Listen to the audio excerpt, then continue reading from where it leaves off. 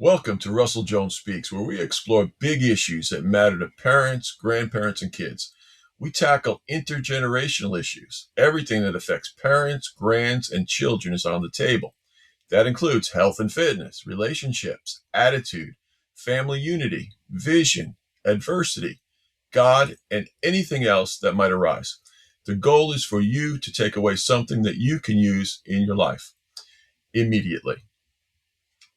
Russ Testo began competing in the late 1970s as a natural bodybuilder and achieved worldwide fame thanks to his mesmerizing posing routines.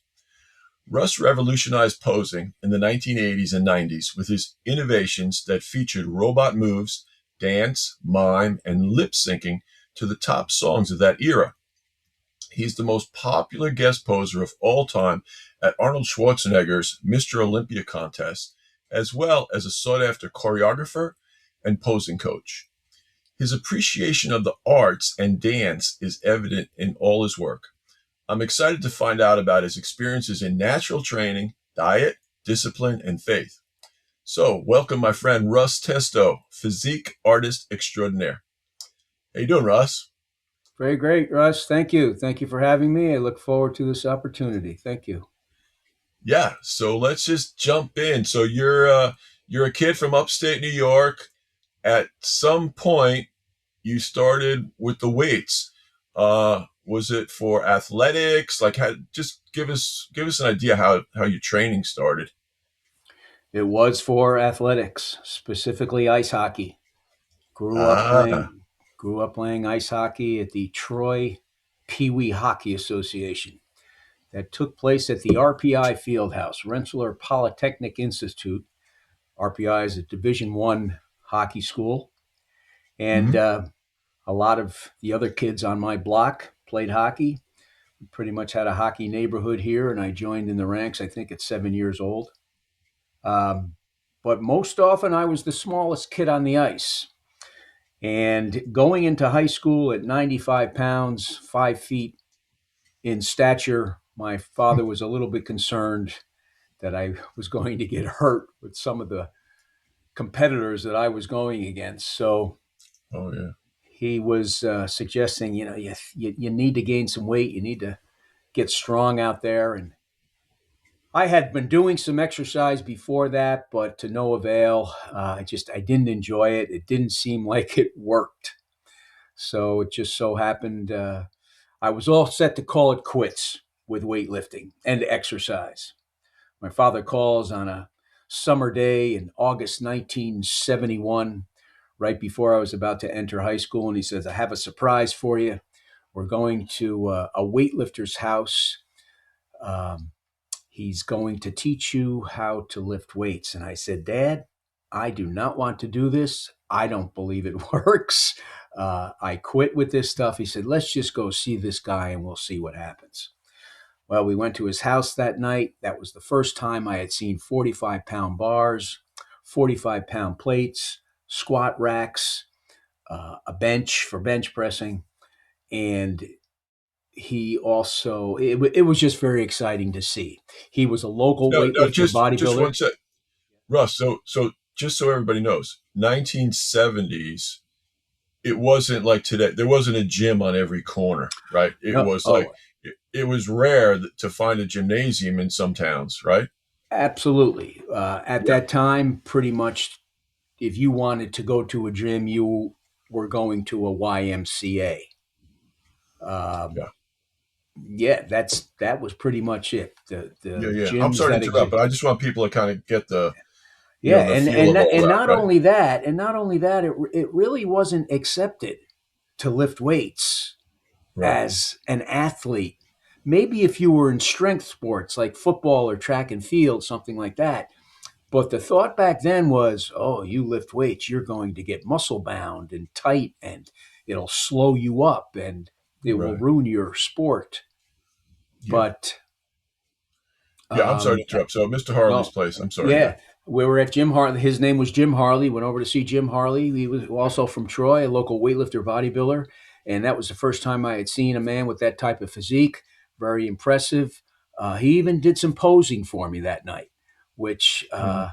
I didn't think much about it at the time. I thought it was interesting, but my mind was on hockey. I wanted to be a professional hockey player. He put me on a program that night, and I remember gaining 5 pounds that first month from training. Oh But wow. I didn't have a lot of discipline at that age. And so the excitement wore off fairly quickly. But Hmm. I continued to train. He continued to give me different training programs. And he also gave me a bunch of old muscular development and strength and health magazines from the Nice. 60s and early 70s, which I still have. And I think just over time, looking at these magazines and training, at some point, that bodybuilding bug bit. And I just started to see this as more than just guys getting up on stage flexing their muscles. I could see So the art in it. the the I'm sorry to interrupt then, but just when you said those magazines, so when we met years later at the Association of Old Time Barbell and Strongmen, Yes, a lot of the guys that you had seen in those magazines, I mean, we got to meet, right? Those guys. It was pretty that's cool, right? that's a big part of my story. That first night at the Old Timers Dinner in 1991, I believe it was September 1991. I'm thinking, here I used to see several of these men in magazines, and now I'm performing for them. It Right. was, It was pretty cool. yeah, Yeah. very cool. Anyway, I'm sorry. So okay, so magazines, Yeah, bodybuilding. body. Now, And then when I just Mr. Harley was giving you routines, was he giving you like strict bodybuilding, or was there powerlifting involved at all? Any Olympic lifts or anything like that? no, it was strictly bodybuilding exercises, basics, bench press, squat, curls, um, Right. dumbbell work, dumbbell bench presses, incline work, dumbbell curls, tricep dips between chairs, push ups using chairs. Um, because I didn't have much in my own house. I had a barbell set, and I was using chairs for dips and push ups for chairs for push ups, tricep dips behind Right. me, Right. things like that. Yeah. Yeah. Cool So beans. So okay, so that was like freshman year that of was high that was school when you freshman started. year, and pretty much all through the rest of high school. My focus was still on playing hockey. I wanted to play college hockey, and I had the dream of becoming a professional hockey player. And so I pursued that into college. I didn't have much of a college career. I went to Oswego State my freshman year in the fall of 1976. And for the first time, I did not make a hockey team that I tried out for. Hmm. So I transferred to Plattsburgh State. Back then, you had to sit out a year before you could be eligible to play. Or, I'm sorry, sit out a semester. So I was not eligible to play till my sophomore year at Plattsburgh. And that year, the coach had brought in all these recruits from Canada, top players. I was lucky to make that team in Plattsburgh. I did make it, but I didn't even dress the first semester. The second Hmm. semester, I warmed the bench mostly. My junior year at Plattsburgh State, again, I didn't make the team. My senior year at Plattsburgh State, first semester, I was home doing an internship. Second semester, went back to school and was back on the team, but again, limited play. And Hmm. during that senior year at Plattsburgh State, that's where the bodybuilding really started to grow in me. Um, However, we should go back to when I was at Oswego State, became very good friends with someone from Long Island, Steve Miller. Hmm. Um, I'm sorry, Steve Griffin. And I remember saying to him one time, wouldn't it be cool to put robot movements in a posing routine? because the posing had already gotten a hold of me at that time. I had already started to focus on posing. I knew who Ed Corney was, and I tried to model myself after him because of how artistic he was, and how he was just so good with that posing. But I had this idea from watching Shields and Yarnell in the 70s. Shields and Yarnell was a husband and wife team from the San Francisco area. They were street performers. They did mime, they did dance, and Dave? Shields, Robert Shields, Oh, I'm he, not I familiar. believe, is considered the very first person to do robot. Okay. And so they were very popular on TV. They were doing shows like Sonny and Cher, the Dean Martin show, and they would do these skits that were pure robot. And Mhm. it gave me this idea of putting these movements into a posing routine. Nice. So, So you at that point, then you're like you're sold out to bodybuilding now, right? I mean, hockey's yes, taken back to yes. yeah. But by the time junior, senior year of Plattsburgh State came around, I was sold out to bodybuilding. Yes. And how much like your dad was concerned about your growth going into freshman year of high school. How I mean, how much weight did you gain, or how big did you get? I mean, at that point. I entered high school at 95 pounds. I believe I graduated at 160.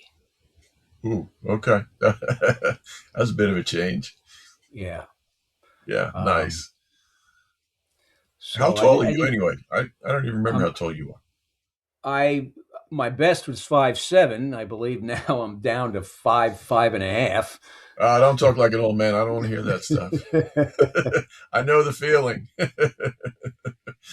But oh, cool beans. Okay, so training as a bodybuilder, um, the I want to come back to the dance art and the choreography, but I want to know like the discipline, like what did it look like back then? Okay, you're a young guy. This is a something that you're really interested in. You want to do. Like how often did you train back then? How long were the training sessions? Can you give us an idea of that? The first program that Jim Harley put me on was 3 days a week. Okay. Pretty much a full body workout, 3 days a week. Over time, he started to split the body parts. I believe he gave me a leg, legs, back, and biceps. Yeah, legs, back, and biceps one day, and then chest, shoulders, and triceps another day. I believe Hmm. that was a 4 day routine, a 4 day a week routine: Monday, Tuesday, Thursday, and Friday. Hmm. And and then from there, it was pretty much just different combinations of different body parts. So did you at that point, like, when you started like going up through high school, like how's your diet? I know like today there's a lot of kids that are kind of finicky eaters. There's a lot of processed foods and everything else. Like how did you support recovery in between workouts? When you're a kid. The knowledge of nutrition back then was limited. Jim Harley told me about Hoffman's high protein powder. I started to take that. He really didn't have too much guidance with nutrition or calories or anything like that. Um, he told me about Hoffman's high protein powder. He told me about um, there's a very popular oil. So MCT Uh, oil. no, no, this is way before that. It was one of the seed oils. At that time, Hmm. it was considered a very healthy fat. Okay. But I didn't do any vitamins or minerals or anything like that. I pretty much just ate what I was eating. I've always said the diet in my family was pretty good for back then, specifically things like, because my father was a dentist, soda was not in the house regularly. Did Right. not drink soda for meals, No. and sweets and things like that were limited. Yeah. So, but being Italian, nobody knew that pasta back then was not necessarily a healthy carbohydrate to eat on a regular basis. And Italians grew up eating that every Sunday, along with the Right. meatballs and the braciole and the sausage and But back then the wheat that they used in America for the pasta was probably way healthier than the wheat they use now. So, yeah, that's a plus, right? So, yes. yeah, cool. All right. All right. So, okay. So, at what point? Okay. So then the choreography and the dance, everything that goes into it, the discipline that goes into it. Where, like, at what point did you feel like you were ready to like hit the stage? Like, how old were you then? My first competition was June 1978. It was the end of my sophomore year at Plattsburgh State.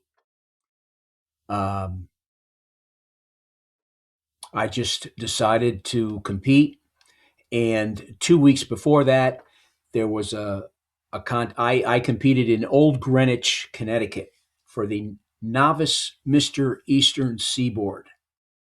Bill Pearl and Chris Dickerson were judges.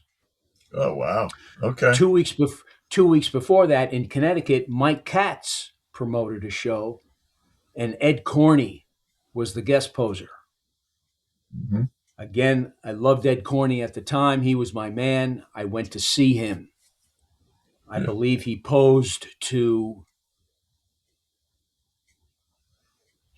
the theme from Rocky, and he did his classic My Way routine. But one was done in a silhouette. And I'm thinking, I don't think he would have done My Way in silhouette. So he might have done Rocky in silhouette first, and then he encored later with My Way. Hmm. I went back to school that following semester, and did my own choreography to My Way, putting on headphones in my room and listening to a 45, My Way by Frank Sinatra, and going through the movements as I had the headphones on, so I wouldn't disturb anybody with the music. But understand too, Russ, that first contest that I competed in Old Greenwich, Connecticut, the novice Mr. Eastern Seaboard, there was no music to pose to. They would maybe have music in the background, but at that time, competitors did not choose music to pose to. Oh, wow. But Okay. my thing was Ed Corney. So I was still up there trying to be graceful and poetic and trying to be like Ed Corney. And my cousin was with me, and I think he heard somebody say, he looks like he's trying to be a ballerina up there or something like that. So it was almost they were making fun of me, but to me, in a way, it was a compliment because everybody else was just doing the same muscular poses over and over again. And Right. So, okay. So Ed Corney, did you like in terms of dance and art, like where did that pop into your life? Were you always into that, like the human form? Like, I'm sure there's a lot of people listening, like myself. I can never imagine at any point in my life getting up on a stage in shorts or less, and I just can't imagine that. I mean, I've been on a lot of stages, but not like that. And so, but then again, I mean, my art appreciation, the classic joke was I failed art appreciation or music appreciation, but I appreciate it. But, you talk about the Greek gods and you talk about the sculptures and Michelangelo, you talk about all these things. Like, did any of that come into your life, or was it, or what was it? What really drove you at that point? I just really, it was tough to see bodybuilding. They didn't have bodybuilding. They had very limited bodybuilding on TV. every once in a while on Wide World of Sports, they might have showed a contest. The magazines, you had to depend on the magazines, but even the magazines were tough to find. My sister bought me the Pumping Iron book for, I think it was my 18th birthday. I remember reading that 7 times in a row. And so it was looking at that, looking at those photos of those competitors. And then, of course, they had the sculptures of Michelangelo in that book, along with others. To get up on stage in a posing suit, it didn't even faze me. I mean, to me, that's what you did. That was the sport. In football, you wear pads. In hockey, you wear skates. In bodybuilding, you wear a posing suit. So I didn't feel funny doing that. And again, I didn't look at it as trying to be a muscle man or, hey, look at me. I looked at it as an art early, just from looking at the photos and reading magazines and the book Yeah. and Ed Corney. Now, when did you actually start? I know, like, you do, like, you're in the dance world, or you've been in the Yes. dance world, right? Did that start back then, or did that come in later? That came in later. Here's the funny part about the dance thing. I didn't go to high school proms because I was afraid to dance. Oh gosh. So I had to learn how to do this robot thing. I happened to be at a local disco, a local nightclub in December 1980, and there were 2 gentlemen there from the area, from Colony, New York, Mark and Billy. They were street dancing. They were doing something called locking, which Fred Rerun Barry did on the show What's Happening. Rerun. Remember Sure. Rerun? He Yes, was sir. one of the original lockers. The lockers started in 1969, 1970, started by Don Campbell, Lock Campbell. It was Mark and Billy, the 2 friends of mine from the area. They were street dancing, and along with those street dance moves, they were doing robot moves. And I thought, this is my ticket. I've got to introduce myself so I can learn how to do these robot moves. Well, Mark happened to be home from Vegas, so he was going back to Vegas after the holidays. So I got to be friends with Billy, started going over to Billy's house in January of 1981, and he started to teach me the basics of doing some robot moves. That March in 81, there was a local contest here in the area. And I decided to do some of that robot. I used the song from 2001 Space Odyssey, not the original, but a jazzed up version by Deodato. I started down in the thinker's position, pumped myself up, went through the rest of the song with pretty much basic poses, and then finished by pumping myself back down. And it went over very well. But Russ, it wasn't just the robot that got those people. It was the musicality. It was the moving to the music, whereas everybody else, the music was just background. Moving to music came naturally to me.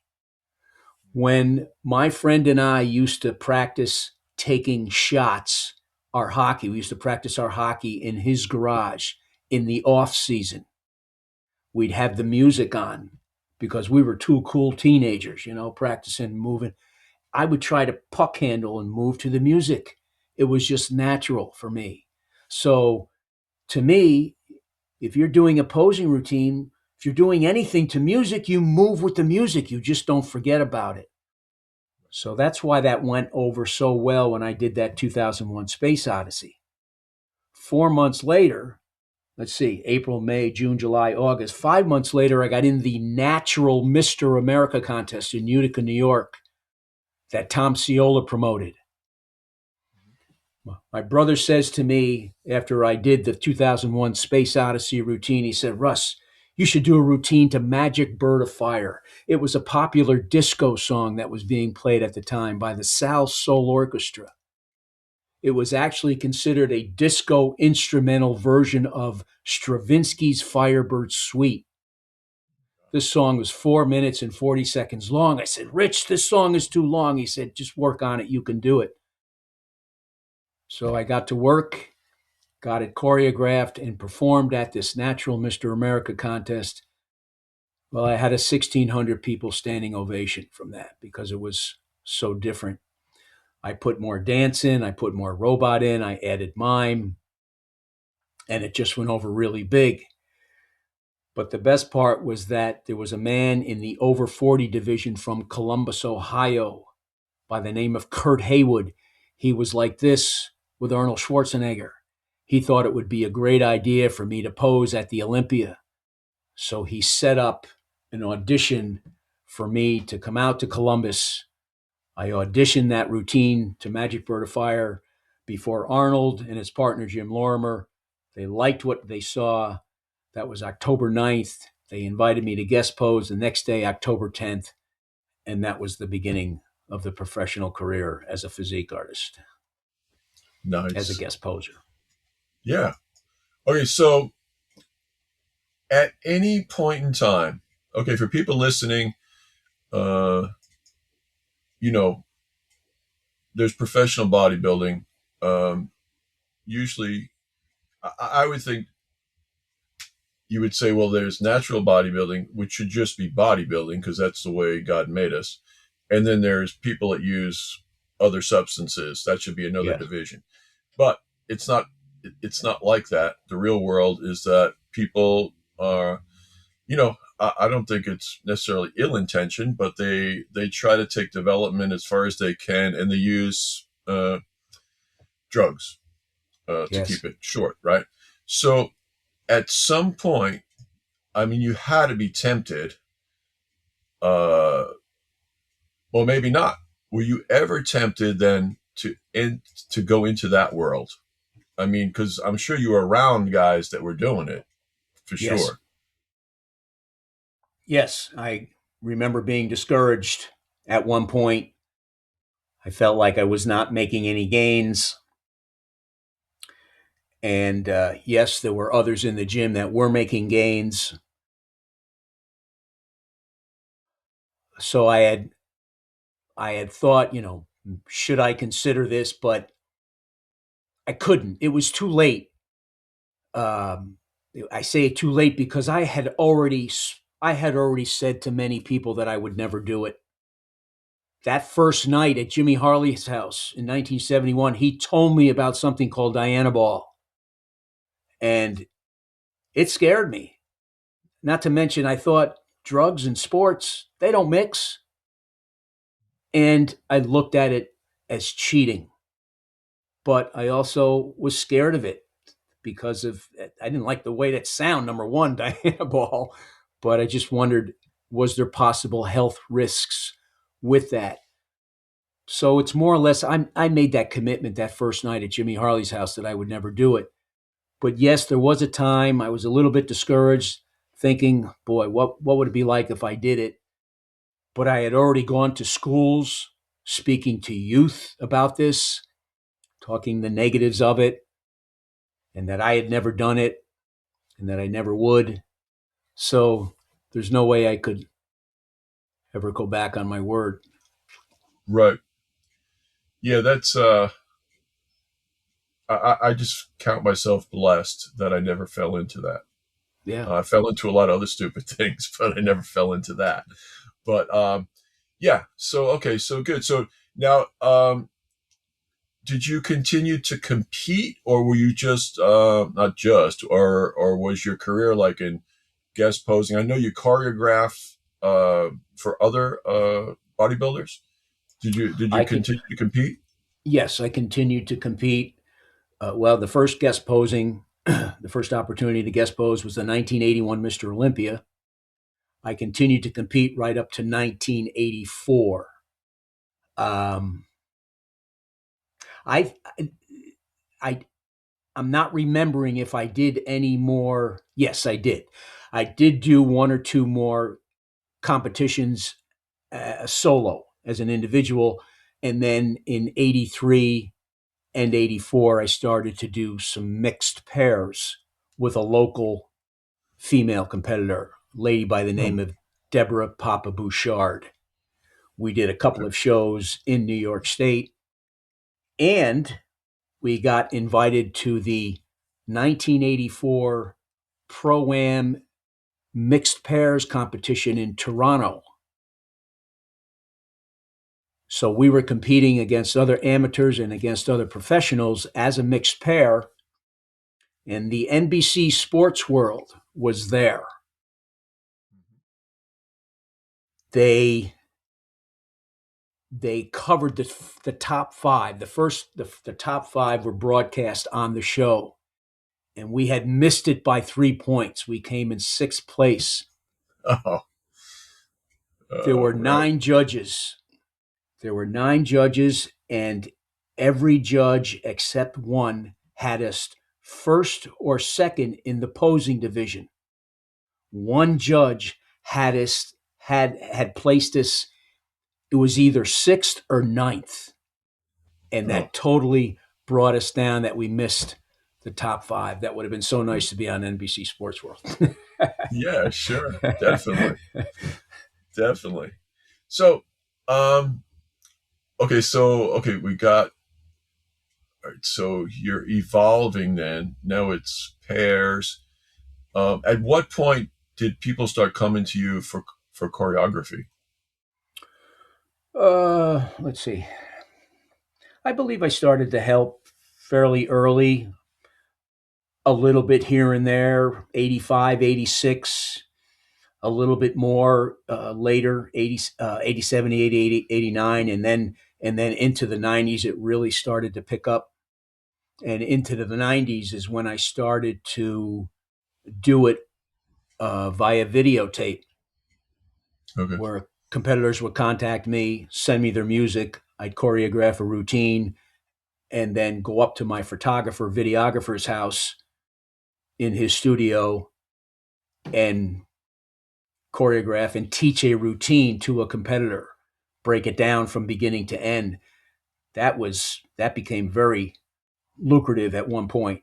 Had a lot of competitors contacting me for that. Must have been a lot of work too. Goodness. Yeah, it was each of those videos that I did averaged an hour and a half to 2 hours in length, not including the time before to choreograph it, to prep it. Right. So Yeah. yeah, it was some pretty good work, but it was very enjoyable. I really enjoyed breaking those routines down because posing is not easy. It's really not Right. an easy thing to do, and you have to break it down. I thought of every individual as a total novice, make it as simple as possible, because when I bought my first computer from Radio Shack and I read that manual on how to do things, Right. forget about it. You talk about I don't know who's writing these manuals, but to me they did not break it down. So Right. That's good. Yeah. Just to that, even posing. A couple of years ago, for people who don't know, you wouldn't probably know but I mention your name when I tell kids this. We moved to South Carolina 5 years ago, and at one point, 3 or 4 years ago, for my birthday, I held up my arm and I was flexing somewhere. I don't know, just like an old guy flexing. And I put it up on Facebook, and it was not exactly that moment, but within short time, I got a message. I got a message from Russ Testo. Hey, brother, when you hold your arm up, don't just flex. You got to turn, and you got a pop that comes up. And so I've been every time I've gotten in front of kids, trying to teach my grandkids to get that pop, and it's amazing. In fact, I did it with an old people's. I gave a talk to like our elderly people at church. At the end, I had all of them flexing and holding up. And I said, "Russ Testo taught me this. This is how you do it." So, but that just brings me to the flexing and posing. I don't do. I do a little bit at the end of maybe once a week. I just do a little bit of flexing. That is a workout in itself. Talk about that. Like how much time? Okay, you have your weightlifting time. How much time do you spend on that? When I practice, it's an easy 45 minutes to an hour. Uh, and it's pretty much just going through my routines, one routine after the other. So, yes, posing is a terrific exercise, but it's giving me cardio at the same time. Yes, sir. And it is increasing my mind to muscle connection, neuromuscular efficiency, which now helps you when you go back to the gym, right? Because Yes, sir. training is all about that mind to muscle connection. So you go Um, through your whole body each time. I'm sorry, Russ. I I'm go through sorry. the whole. So you would go. So a routine then would involve you. Would Oh, yeah, involve yeah, all the muscles in your body. absolutely, Yeah, like I'm just standing absolutely. here flexing one arm. You're Yeah, going through your whole body. I get exhausted doing that at the end of a workout. So yeah, yeah, it's it cracks me up. You know, people talk about cardio. Like you could go. You'll see people in a gym on a treadmill or something like that, and I'm thinking just from your example right there. I mean, if they learned how to connect their mind to their muscles, if they stood there and flexed for the amount of time they spent on a treadmill, it'd be way more beneficial. And they'd get the full cardio effect, right? yeah, yes. Yeah. The other advantage to practicing posing is very little impact on your Yes, sir. joints, Yeah. whereas running or walking or whatever you're doing. And of course, I'm not saying you should not do these other cardiovascular exercises. They're all excellent, very good. I still do them. I still do them. But there's just something about posing. Right, right. Um, I've always said I think posing will give you a quality to your physique that you will not get in the gym. Yeah. And I always like to bring up this example of Charles Atlas with the whole course that he sold for years in the comic books, the dynamic tension. Mm. All it was this kind of isometric type exercise or whatever, but he was basically flexing his muscles. Yeah. And of course, it won't it won't give you a 300-pound bench press or a 500-pound squat, but it will work the muscles to a degree. Yeah. And yeah, and flexing, I mean, different than isometrics. And I've I've kind of come up with my own interpretation of isometrics over the last few years. Um, so I think it's been very effective to uh, not put wear and tear on my joints, and at the same time, strengthening, bringing blood flow to the area. And I just feel isometrics applied properly. I think most people just, they don't really spend the effort that they need to spend on them, but they can be a really effective form of exercise for sure. Um, yeah. So, okay, let's get to current diet. I want to hear about that. I know you're a lot younger than I am, but I'm curious as to what your current diet is. So, what are you going to be 69 this year? You said? That is correct. In Yeah. June, Okay. yes. You're only a kid. Go ahead. What are you eating every day? That hasn't changed. Still pretty much doing eggs and oatmeal and chicken and beef and broccoli and salads and uh, all the different greens. I don't eat a lot of fruit. There's no reason for that. I mean, at one point, I used to stay away from the fruit because the whole thing of fructose and, it's not Right. as healthy as everybody thinks it is and all this other stuff. But um, I don't have a strong I enjoy fruit. I just don't buy it for some reason, but I do enjoy it. I do oranges regularly because I also take an iron pill. I have to take an iron pill regularly.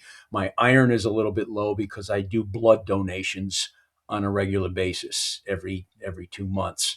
So those blood donations draw on your iron, and so I have to do the iron, and that's best absorbed with vitamin C. So I do oranges Sure. regularly. I like bananas. I do enjoy bananas with oatmeal along with blueberries. I like the blueberries for the antioxidants, and but mostly, and of course, my favorite complex carb is rice. Really enjoy rice. I do both brown and white, and uh, and I still like potatoes too. Still enjoy my potatoes. Pasta, I keep limited. Definitely don't eat that the way I used to. But I don't count calories. I don't measure food. I just eat. I enjoy it. I eat regularly, and I How keep the many meals? How unhealthy many meals a fats. day? Right now, just 2 to 3. At one Okay. point, it was more 3 to 4, sometimes 5. But No more protein powders. I do protein powders. I put protein in my oatmeal. I'm Okay. not much for making protein drinks. Right. I do enjoy protein bars, whether it be a snack in between or take them with me when I know I won't get home to have a meal and I'll need something in between. And you mentioned MCT oil earlier. John Perillo is who turned me on to MCT oil back in 1990, and I've been using that ever since. Really enjoy that. Think that is very healthy. Got to be Like the careful whole with I. that, though, right? You can't take too Uh, much of that at once. It will. I've never experienced that myself, but yes, I know what you're speaking of. It will. It will go through you. It will Yes, go sir. through you. But Yes, it's sir. it's a great flavor. It's great to cook with. You do need to keep it at a medium heat, otherwise it will smoke. Yeah. But it's a great substitute for butter, whether you put it on a potato or if you put it on some toast. Yeah. Speaking of which, I enjoy Ezekiel bread. Okay. I think that's the best bread out there, Ezekiel bread. Go. Like supplements, like vitamins, minerals, anything like that, or no? Not No, really. no. I was never a Um, pill. I could never remember to take that. Oh, I am back on, decided to go back on some creatine monohydrate yes, sir. last year. First time in probably 10 years. Yeah. So, and I've always said that is the one supplement for me that I can say it absolutely works. I mean, you get it works. You Yeah. I always feel felt see that the I've difference. been doing creatine for years and years, but I don't, mega dose it. I No, just take, absolutely not. I take the minimum. I take the 5 grams, Yes. and if I think of it, I take it after my workout. But I think the one thing as I've gotten older, I think the one thing about it is it seems to your muscles hold water a little better. As I've Yes. gotten older, that it just they don't seem to hold water, right? Yeah. But I know you got to be careful with creatine too, right? In terms of hydration and everything else. But Yeah. Hmm. yeah, now do you mess around with any herbs or anything, or not really? No, No. never have. So this is it's kind of a personal thing, but we can edit it out if we have to. Girls, hold your ears. Um, we talked about testosterone. When we were leading up to this talk, and the conversation in our culture, even all the way up to the secretary, one of the president's secretaries now, is people are taking hormone replacement therapies and all these different things. And just listening in this area, like there's a lot of young people that have terribly low levels of natural testosterone flowing through their bodies. And and I never used to have mine checked at all for, I don't even know. I was never really curious about it. But, in recent years, I've had it checked and it's been consistently over 800. For people who don't know, for our age, it would probably be, a doctor would say 300 to 500 would be good for Yeah. our age. Yes. So to be over 800 is like, whoa. And you had mentioned yours is around that level too, right? That it has the past 2 years. It has been clocked at just over 800. Yes. Yeah. So you know, I'm not doing, I mean, you're probably not probably, you're way more disciplined than I am. I'm working out 6 days a week, but short workouts. I do, I train my strongman stuff once a week. But for some reason, it just seems like the cumulative effect of that activity over the years. I think the body just takes care of what it needs to take care of, right? I mean, Yes. so it just seems that the culture, the food, everything that, the quick fixes, Yes. it's not leading to a good place for everybody. You, I agree. and I hope, like, just talking to you and hearing, just how you eat.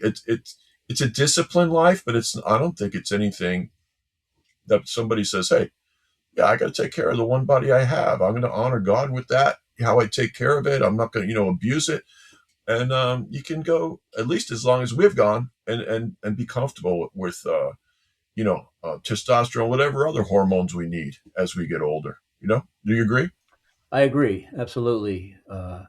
This idea of all this testosterone replacement therapy and all these other things that many people are taking. Um, my first question to these people would be: have you tried hard exercise yet? Have you weight trained and have you done some serious cardio to force your body to repair, to release that testosterone? I believe, like you, because I still do squats and I still do deadlifts and I still train to almost failure and failure at times, and I still do the cardio and I still practice the posing. I think all of this is what keeps the testosterone level high because your body needs it to repair itself. Yes, sir. Yeah. What about sleep? How are you doing with sleep? How Oh does that? boy, How do you yeah, you play go. on that?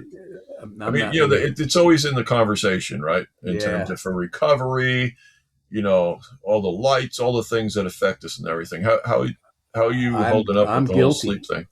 I'm guilty of not getting enough sleep. Okay. I sometimes I just stay up later than I should, either watching TV or not even so much the TV sometimes, but I decide to go to bed. I want to check email one more time, look at Facebook one more time, Right. and before you know it, it's another half hour, 45 minutes has gone by, and so Yeah. That's tough. yeah, my discipline with my sleeping is not good at this time. I Yeah. confess. Yeah. It's a battle. I mean, those devices, for it's amazing the way, how they work. It's a computer in your hand and everything else. But Yeah, oh my goodness, it's truly an addiction, that you have to, really, whew, put it in its place. And I'm as guilty as you are with that. But yeah, I've been sleeping pretty good. I don't seem to need as much sleep as I used to, but I do pretty good. Um, so let's just transition real quick to advice to parents. I want to. I had an early experience in going into a gym. So I think a lot of times parents, their son or daughter comes to them and they want to join a gym. They want to get in shape. Okay, whether they're going to the gym at the school or they're going to a public gym or whatever, going to the Y even. And in theory, it sounds great. Hey, instead of going down the corner and hanging out or doing some other activity, you want to get stronger. You want to take care of yourself. You want to go to the gym. So here's my gym story. 1970s, like you, right? And I didn't start weightlifting at all until I was 21. I was in horrible physical condition. I'd been an athlete, the whole thing, and then everything fell apart. I fell prey to everything that the 60s brought, right? Goodness gracious. And so 21 years old, looked in the mirror. I was a disaster. A total wreck. Some guy at work. I actually worked in a place where Dave Draper, the blonde bomber, used to Yeah. work. Dave Draper was from my hometown, Secaucus, New Jersey. And this Dave Draper had worked there before I got there. And I was going to school, and I was working at this place.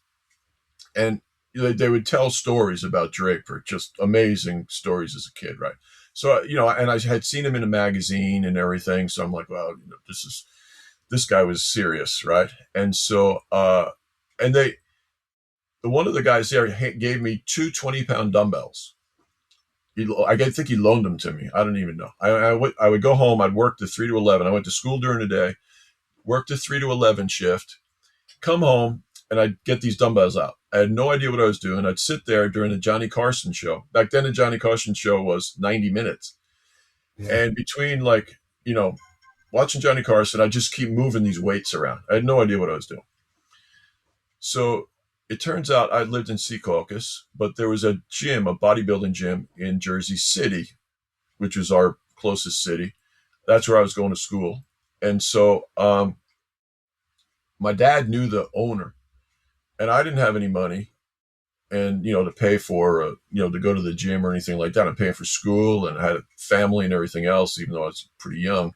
And so I worked out a deal with the owner of the gym that I would tune up his motorcycle. So I knew a little bit about that in exchange for gym membership. So I remember it was on the second floor, purple carpeted stairs going upstairs. And I went to this gym, and you had to pay extra if you wanted to get personally trained. But there was only one guy that did personal training in the gym, right? Old guy. And so older than us, maybe. But anyway, so I'm watching. All I could do is imitate what I saw other people doing. So of course, I looked at the guys that, looked the biggest and strongest and everything else. And I'm watching these guys work out, and I'm trying to imitate. So, I'm pushing weights, doing a bench press. I could barely usually the minimum was like 135 on the bench, right? The 245s in the bar. Yes. And so, my form is terrible. I'm lifting my butt this high off the bed. All these crazy things. And leg day, oh my goodness, I couldn't even walk because the workouts these guys were doing, like you'd see in the magazines, I had to slide down the stairs. I couldn't even walk. And these guys were just, it was just normal. I remember seeing this guy kneeling on the floor with an Olympic bar, 45s, 135 pounds, and he's doing curls. Like I was at that point, I could hardly squat that amount. And this guy's curling that amount. Yeah. And so I remember going in the bathroom a few times and seeing like paper towels that were like bloody and stuff. And I was kind of like, gee, I wonder what that's about. And I remember the guy on the floor, he had all these like big like pock marks and different stuff on his back. His back looked, his muscles were giant, but his skin didn't look good. And there was another kid from my town that went there. I didn't know him that well, but he had the money for this trainer. Well, we both started at the same time. 1 year into it, this guy was like, he was amazing. He was huge. And I was still, I was a little bit better than a scrawny kid. And I was like, I couldn't believe it. And so later on, of course, I find out Dianabol, that was the prescription from the trainer. And so over the years, I always flash back on that. Like, nobody tried to introduce it to me, probably because, I just stared at people. I didn't talk much back then.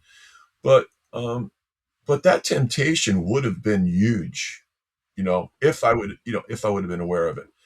And today I hear stories about, kids work out for 3 weeks and then they want to grow faster, Yeah. Like what do you tell a parent? Do you make a gym in your house so that they can't, they don't get exposed to it? Because there's a dynamic in a gym. You've been going to a gym for years. You play off the energy and everything else in the gym. So give us, I'm sorry, that's a long lead in, but like, What do you say to moms and dads and grandparents that want to send their kids to a gym? I would say, please be aware, please know who your son or daughter is training with. And I would say, be open and honest and ask them about steroids, and have they ever been asked or suggested to take it. And I suppose they need to also be aware of the training itself. Are they training on their own, or are they learning from someone? Um, there's so much out there, especially on social media, all the videos and suggestions out there from people who, a lot of them seem like they know what they're talking about, but do they really know what they're talking about? Um, so it's not an easy question to answer, Russ. I've never been married. I don't have any kids, so Right. But I but mean, when a overall, kid wanders into your, like if a new kid wanders into the gym, does anybody look at you and say, "Oh my goodness, look at that guy. He must know what he's doing, man. He's not a kid, and look at the shape he's in." The kids, are they? I would be afraid to go up and talk to you. You know, not only because that's the way I was as a kid. I couldn't talk to strangers or introduce myself or anything like that. But do kids come up to you at all and talk to you about that? here and there, but mostly they know of my reputation about posing, Okay. so they discuss the posing with me. But I will get asked questions about training, and but if you're asking me specifically about drugs and steroids, if I get asked about that, no, that No. is hardly ever, Yeah. because I think they know that I'm clean and I've always been clean, and so their mind is probably saying, how would he know about steroids if he's never used them? Right. Yeah. But All right. Let's all right, let's switch gears again. Um so first time I met you was at the Association of All Time Barbell and Strongmen. And there was yes, women too. And you did a routine. The one I remember, and I don't know, was called Lazarus. And I'm gonna tell people about that in a minute, but the reason I'm asking you this is that you gave a short testimony at the end or at the beginning. I don't remember which. And give us a feel for like when did you come? When did you come to the Lord? When did that all take place? Was that over time? Was it an instant thing? When did that happen for you, Russ? yeah, it's been a long road for me. I think I was witness to at Oswego State in the fall of '76 when I first went to college. Coming down from the cafeteria one time, there was a table with people at the table pulling the students aside, just asking some questions. Do you believe in God? Do you go to church? Um, your thoughts, any other thoughts you have on, do you believe in heaven? Do you believe in hell? Different things like that. And the one person said to me, I'd like to come up and speak with you sometime. And they had also invited me to a Bible study. Well, I had never gotten around to going to a Bible study, and there were a couple of times they contacted me and they wanted to come and talk to me, but it just never worked out. So out of nowhere, it was December. It was the end of the semester, and this guy by the name, he was a senior at Oswego State. He shows up at my room, and I believe his last name was Bertinelli. I was a Fonzarelli fan at the time, so I had the Fonz on my wall. And when he was witnessing to me, he said, "You see the Fonz? Well, they used to call." He said I was like that. They used to call me the Bert, and he was a cool guy like the Fonz and a tough guy and the whole bit. And he said Right. how the Lord changed him. And after he told me about the four spiritual laws, he was with Campus Crusade for Christ. He asked me if I wanted to ask ask Jesus into my life. And that kind of scared me. I never heard that before. I was raised a Catholic. And I said, I'll tell you what, you leave that little Bible with me that had that sinner's prayer in it. He said, I will do that on my own. And so we agreed on that. He left that day. The semester ended. I transferred to Plattsburgh State, so I've never seen this guy since. But I did pray that prayer. But I think at that point and through the rest of college, my relationship with God was intellectual. I didn't change here. I still lived the typical college life of playing hockey and having a good time and chasing women, and my language didn't change. But it was after I graduated from school, I'd say about a year, no, as maybe less than a year, I started to get convicted in my life of different sin, different things that I was doing in my life, and something just wasn't right. So I think that's where the change started to take place. And at the time, I wasn't going to church. Shortly after that, I think I started to attend a church, and I started to read scripture and started to build that relationship with the Lord. And then when the career started, guest posing, the first performance was the 81 Mr. Olympia. The second one was the 82 German bodybuilding championships in Munich. I remember the desire to thank God after that performance. From thanking God, it went to thanking the Lord God. From thanking the Lord God, I had the idea of having a shirt made to sell that had me on the cover, and it said power from the sun, SON, 2 Corinthians 4:6 underneath. From there, I started to thank